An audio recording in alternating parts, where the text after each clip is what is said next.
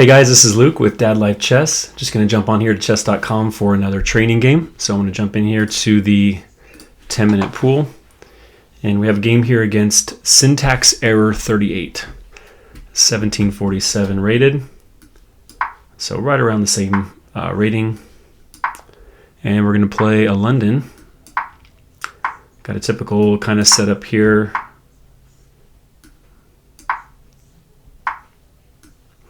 My opponent's playing very quickly. All right, so here, let me remember.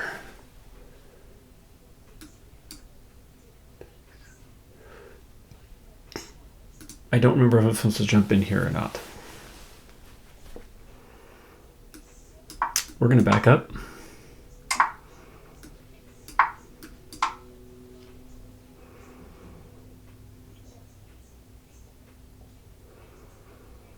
Yeah, again, my opponent's playing very quickly, so I probably should be taking time to think about these moves. But I think I could have played there in bullet. Often you play here, and if they play back, you can fork the pieces here. A little move, instead of taking with the bishop, you take with the pawn. I used to play that trick quite a bit in the bullet games, but it doesn't work as well in the longer time controls. So, all right, let's take a look here. So if I play e4 now, takes. I'm threatening mate on h7, but I think this is one of those examples of where no, it doesn't work here. f4, I think what he needs to do here is take. Okay, I don't think this is right. So what you usually want to be able to do here is play f5 to prevent. Okay, that's another way of doing it. That's fine, yeah. So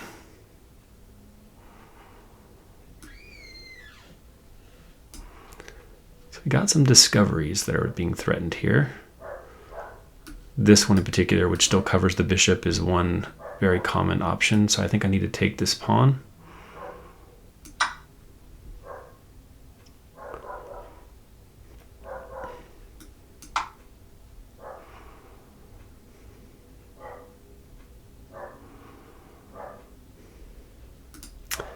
Let's say bishop takes.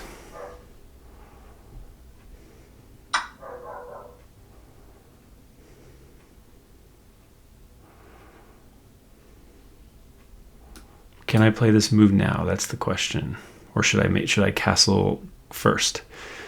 So here, I don't think it works because he can just play knight a5, covering that bishop.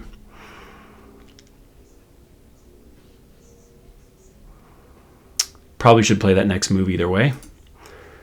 All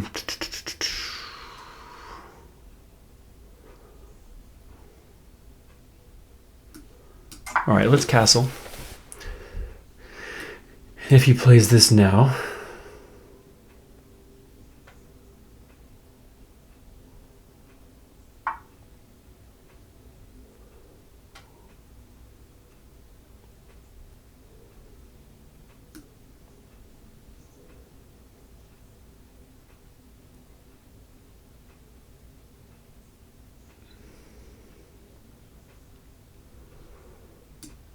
sorry, just looking at my options here. So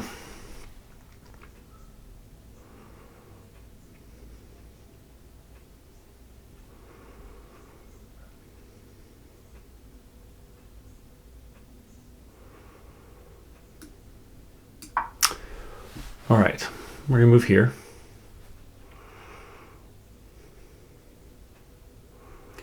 Obviously threatening some discoveries with my bishop here on his queen. So I think probably his best move is either to force my queen to move, attack my queen directly, or move his queen. I'm trying to think where he'll go. Maybe,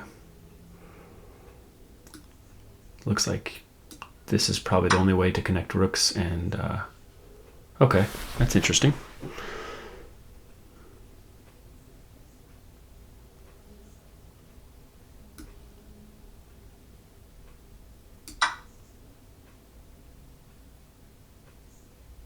I have the bishop pair now on a somewhat open position, so this feels good actually.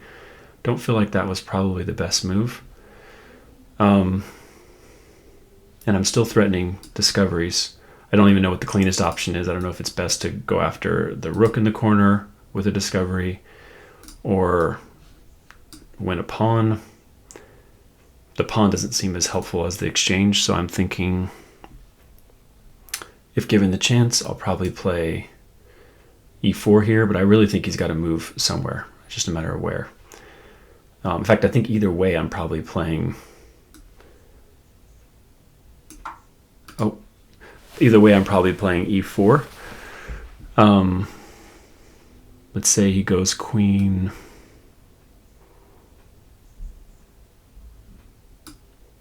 Queen e7, maybe. Wow, that is just a fascinating move. That's possible, if it's possible. So why can't I just play here and go up the exchange?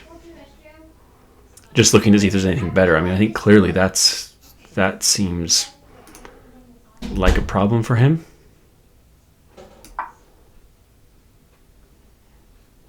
There's no checks, right? Oh, there is this check here. But I think I can just play this.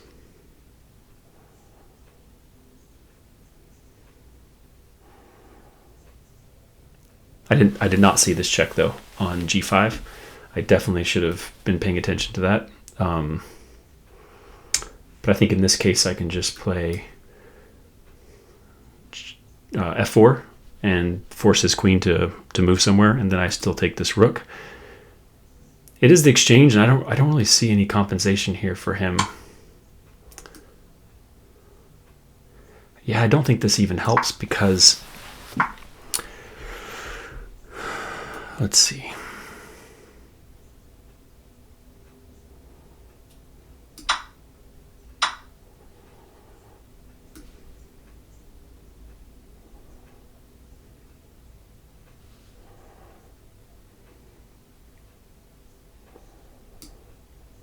All right, so I'm just looking at my options here.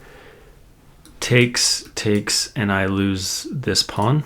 Plus I have kind of a weird structure. I was hoping to get this bishop to h6 just because it limits the king a lot. And I'm still thinking that might be the best. I just want to make sure that I'm aware of that problem, that it does make my pawn structure rough. So let's play that. Again, I expect he'll have to take here. I don't think he'll want to, but I think he probably needs to. When you're down the exchange like that, you kind of want... oh wow, I just realized that for a few moves now, there's been a lot going on, so it's not my fault probably for missing it, but I've had this fork on b4 as well. I don't even know that I would take it even now. This move here, it really opens stuff up a lot. With this many pieces and with this queen on the board for sure, I wouldn't play this. Especially not with his rook on the c file here. But if queens get traded, yeah, I could definitely see this move being an option in the future. Queen can go here, here. I guess the queen can go here. There really aren't a lot of options for the queen that are safe. I think the only option we have... Oh. So here he's threatening, if I take the queen, he can take this bishop in between move and win that bishop. So I'm actually happy to see that though, because I think I can take here and then here. And I'm pretty sure this is just winning. I'm going to double my rooks on the d file. I'm already threatening a7 if he doesn't do something to defend that. I mean, like I'm thinking something like this. Yeah, or that also works, but I'm just going to be... Always got to watch for forks with those knights. I tell myself that, and then I'm likely to miss it like 2 moves from now. But, oh, okay, so my opponent resigned. I don't know if that was a situation where he would need to resign. We'll look at the analysis and see. I'm used to playing on in those situations just because I know I often miss stuff. But let's run through and see at least what we can notice before I jump in. So I do want to look at this. I need to figure out at some point, I think Joel was doing this on his video earlier yesterday or today, and I'm going to start doing this as well in mine, looking at where I deviate from opening theory, at least according to the book moves that are on chess.com. And I'm curious to see where that happens here, because I feel like at this point, maybe there was an option to play this knight e5. I'm not sure it's that much better. Maybe it's just one of many options here, but I want to look at that and see where I kind of deviated from opening. Again, this is probably just bad habits, but I would, in playing Bullet and Blitz, if you've watched the channel at all, you know that we're both recovering Bullet and Blitz addicts on chess.com. And in Bullet and Blitz, this was just standard for me. and the idea is that, and I had to watch for when it was possible, because if this pawn's defended, then it's not possible here. But I'd often play this because there are just tactics available here. So just for example, any normal kind of move, or even a discovery move here, thinking that you're going to put pressure on this queen, we obviously have mate on h7. So normally the way they would deal with this is by playing f5. And in this situation, though, that's not going to work because it's check here on e6. And then after the king moves, I win this bishop, as well as being defended by the queen. So yeah, so that was a pretty normal kind of move in Bold and Blitz, and it works there. It doesn't work as often, obviously, in the slower games, and so he plays this move. That's another way of dealing with it. Probably a better move. Yeah, I'd be curious to see if this is a mistake. I don't think it's probably the best move. Saw this, it played here. I would not be surprised to know that this is a mistake. Giving up your bishop for, I can't see what the benefit is here. I didn't have to ruin my pawn structure to take it back, so I didn't really see a reason for that to be a problem. And then here, I don't know how he just missed the fact that there's discoveries coming. And I mentioned earlier that I might take a pawn for it, but then I said probably the exchange is better. And without thinking about it, when the opportunity arose, I did just go after that rook. And then after I played that move, I saw he had the check. It didn't end up being a problem here because I could play f4. But in the future, I need to be wary of that when the queen moves under threat, if the queen moves with an attack, then I have to calculate to make sure that it's still a winning move for me. So here, I don't know, I don't understand this move either. I think probably, I don't see any specific threats here. So obviously he knows he's going down the exchange at this point. He does have his rook lined up against my king, so I got to be careful here that I don't blunder, some tactic. For example, I'm thinking of something like this, and then he takes, and I can't take back because this pawn is weak. There's definitely some tactics available with all three of these pieces and his queen kind of aimed at this side, but as long as I'm careful here, I think everything's fine. Try to force the queens off here. This I think was just a trick. He was hoping I'd take the queen, and then he takes here with check before taking back with the queen. So in that situation, he at least has two pieces for the rook. But I saw that obviously and took first. And yeah, I think at this point it's just a clear exchange with no real weaknesses. And in fact, I think all the weaknesses are going to be on black's side here. Once I trade off this this rook for his other rook, there's not much she can do. I'll be curious to see what the actual evaluation is at this point. But yeah, I wouldn't be surprised if, I would expect it to be winning, and I would be surprised if it was an overwhelming advantage, though, enough to resign. I could be wrong on that, but it definitely seems like there's still something at least to be played for here without resigning. But we'll take a look and see on the analysis here.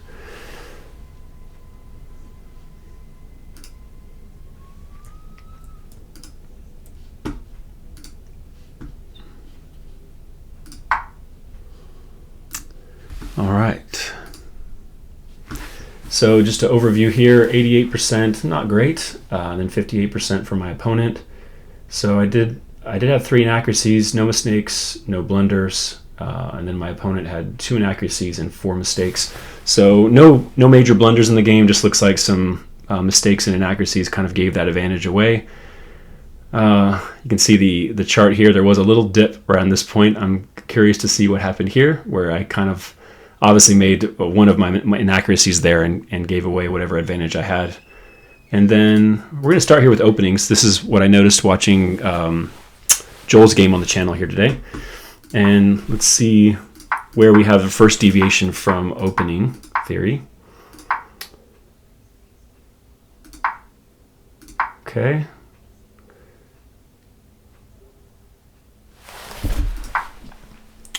All right, all this is pretty normal.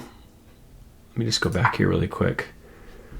So the top move looks like is bishop g3, like I played in the game. Knight bd2 is another option, and then take bishop takes. So yeah, the knight move, knight e5 is possible here. I mean, it looks like it was played in a few games, but actually the main move here is bishop g3. It might look kind of weird to think of leaving the bishop here. That's one of the options here, but often that's actually fine here. Let's say takes and takes. This is a pawn that's, you know, doubled, but it has a really nice spot for the knight here, and a lot of times it just reinforces whatever piece ends up here on e5. But g3 is the main move. All right, so here, yeah, here's where we had our first deviation. So at this point, this is all pretty normal, but it looks like the main move here is, the moves here are knight bd2, castles, or knight e5. By far the main move here is knight bd2. So my queen move here is where we kind of have a difference.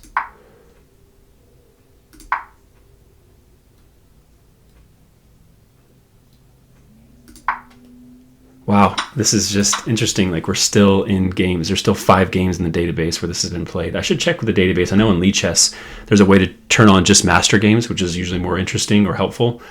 But it's interesting, all of this is still been played.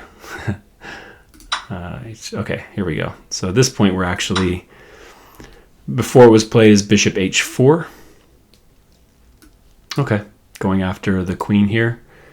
Did not even see this move. Let's see, what are the options? So yeah, that gets kind of awkward because this move is not possible to block. This move, again, is not possible because I take on e6, and then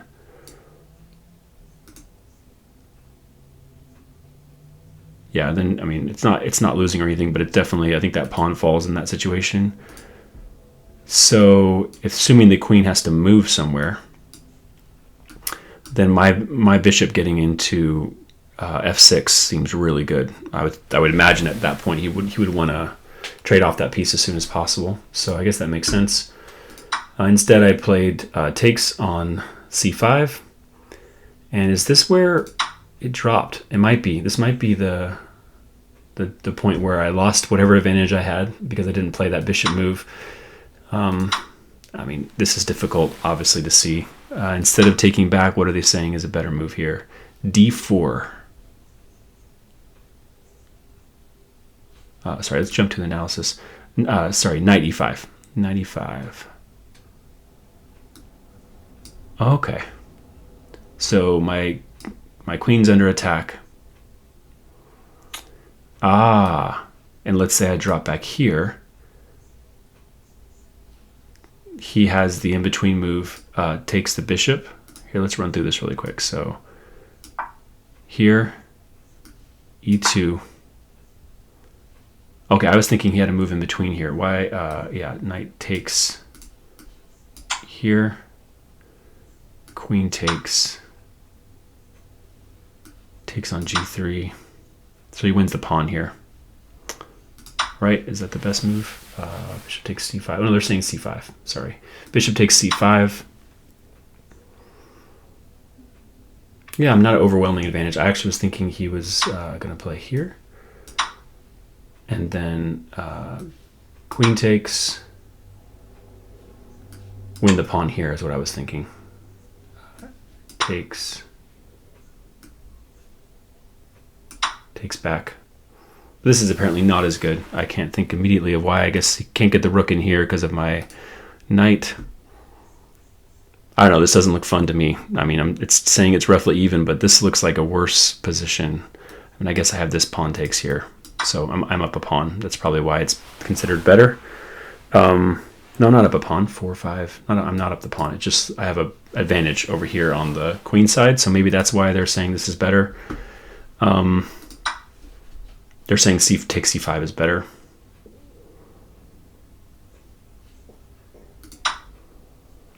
Well, that's interesting. I didn't expect that. So I castled queenside. That wasn't an issue. At least wasn't an inaccuracy.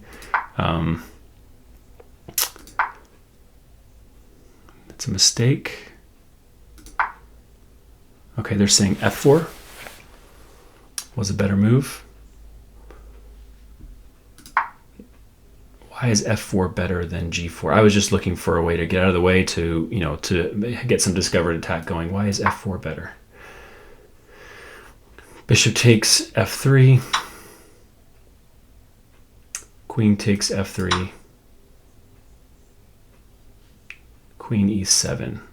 Okay, so we have this is similar to what happened in the game. It's not a massive difference, right? Playing g4. They're saying it's an inaccuracy, but let's see, instead of taking, which is what happened on the other line, taking here, which is what happened in the game and I took back with the queen, they're saying the better move here would be f5. Okay, that's why. Because my queen, you can attack my queen. I have to go to f4 anyway.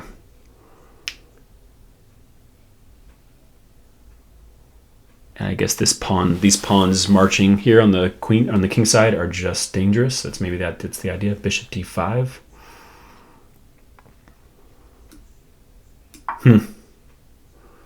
His bishops do look dangerous. I mean, obviously he's on a2 now.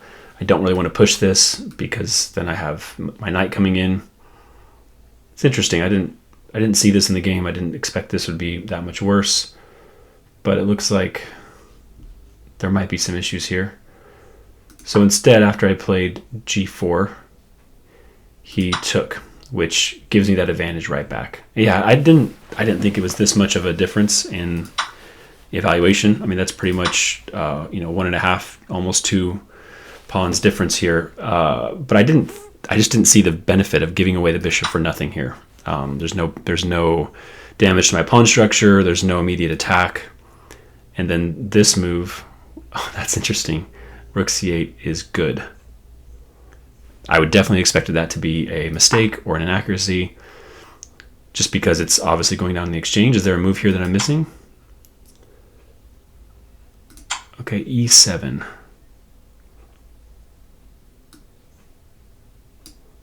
Is there immediate threat here? I don't think so. So apparently at this point that, I guess, losing the exchanges was inevitable. There's really no way to avoid that. So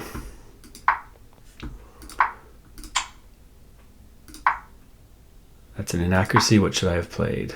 King b1. Just get out of the way, huh? Huh.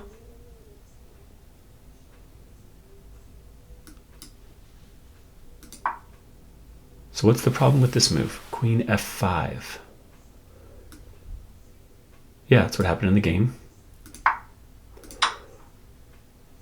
Takes back, bishop g3. Okay, so instead of playing bishop g3, instead of playing bishop h6, they're saying bishop g3. And I mentioned in the game that I thought this probably was a better move because it defends f2. And, I didn't want to lose that in some kind of exchange situation here. But as it turned out, I'm sure this is an inaccuracy. And I think, again, I mentioned in the game, I think he probably was just expecting me to blunder. Queen takes f5, and then the in-between move is a problem. So, like in this situation here, for example, that would be a blunder because you take with check. And then after I move, then he takes back. So I think that's probably what was happening here. It looks like instead of that, he should have, to take advantage of my mistake. What are they saying? Yeah, takes here. Takes back. And then, yeah, then he has a pawn here. So this is what I mentioned in the game. I thought, and again, I probably should have stopped to think about this more. I think my reasoning was by locking out this queen, or this king, my plan was to go here, which would be an inaccuracy. Figures, F5, sorry, B5.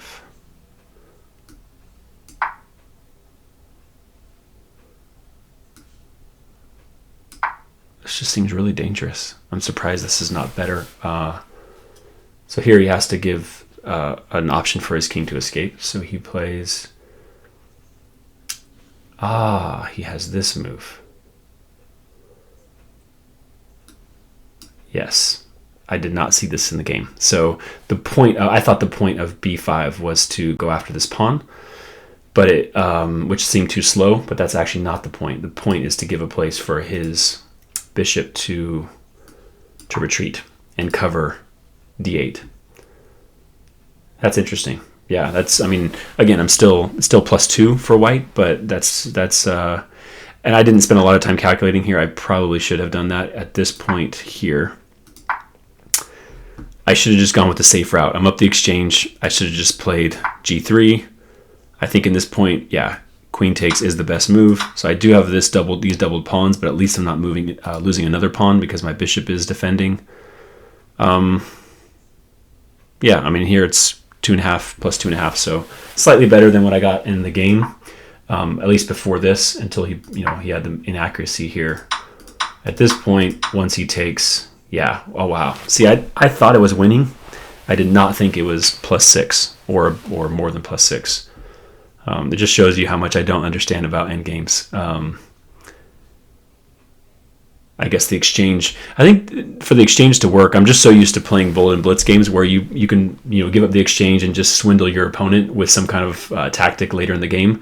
But when it comes to slower games where you can think about moves and look for knight forks and those things, the exchange really has to be given up carefully. Like you have a practical advantage or something concrete, and I think here there's just nothing. I mean, he has no pawn breaks, he has no immediate threats.